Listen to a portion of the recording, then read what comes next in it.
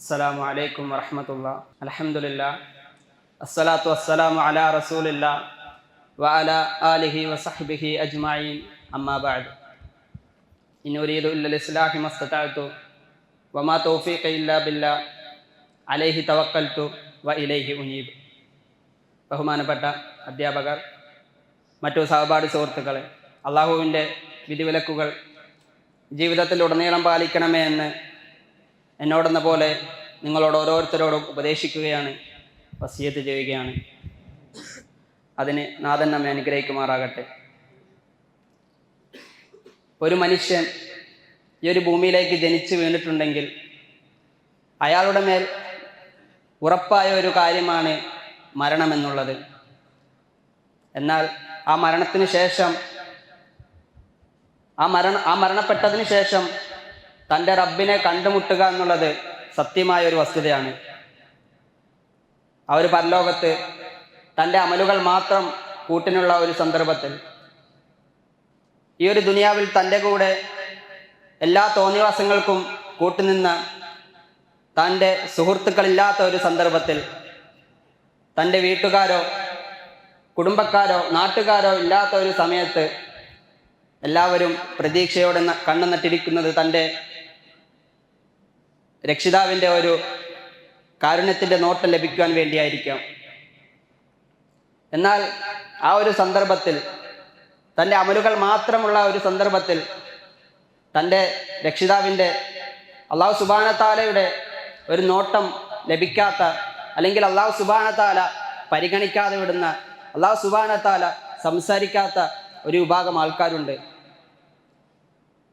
നബി സല്ലല്ലാഹു അലൈഹി വസല്ലം വളരെ വ്യക്തമായിക്കൊണ്ട് തന്നെ നമുക്ക് ഹദീസിലൂടെ പഠിപ്പിച്ചു തരുന്നുണ്ട്.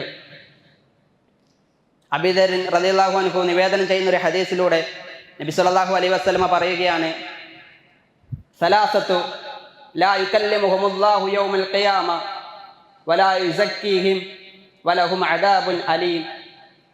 അൽ മുസ്ബിലു ഇസാറ അൽ മന്നാൻ വൽ മുൻഫിഖു സിൽഅതുഹു ബിൽ ഹൽഫിൽ കാദിബ.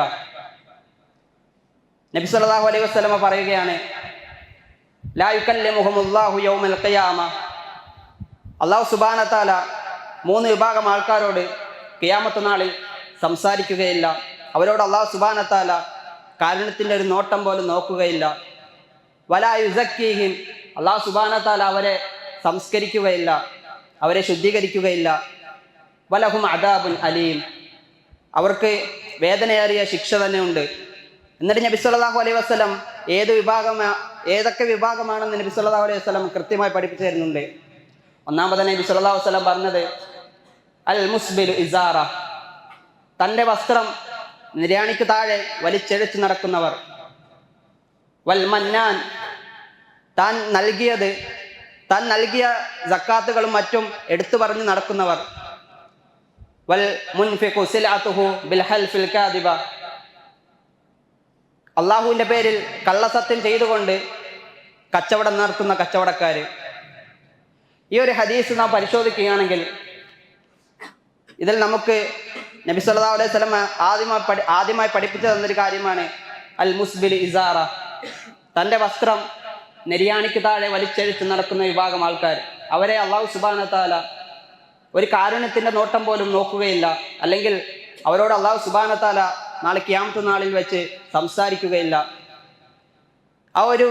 ഈ ഒരു വിഷയത്തെപ്പറ്റി നാം ഗൗരവമായി ചിന്തിക്കേണ്ടതാണ്. ഈ നിര്യാണിക്ക് താഴെ വസ്ത്രം വലിച്ചഴച്ച് നടക്കുന്ന ഒരുപാട് ആൾക്കാരുണ്ട്.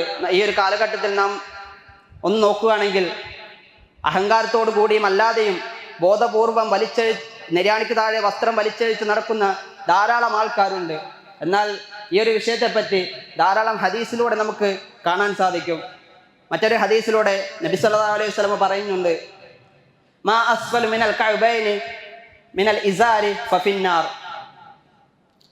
നിര്യാണിക്ക് താഴെയുള്ള ഒരു വസ്ത്രം നരകത്തിലാണ്.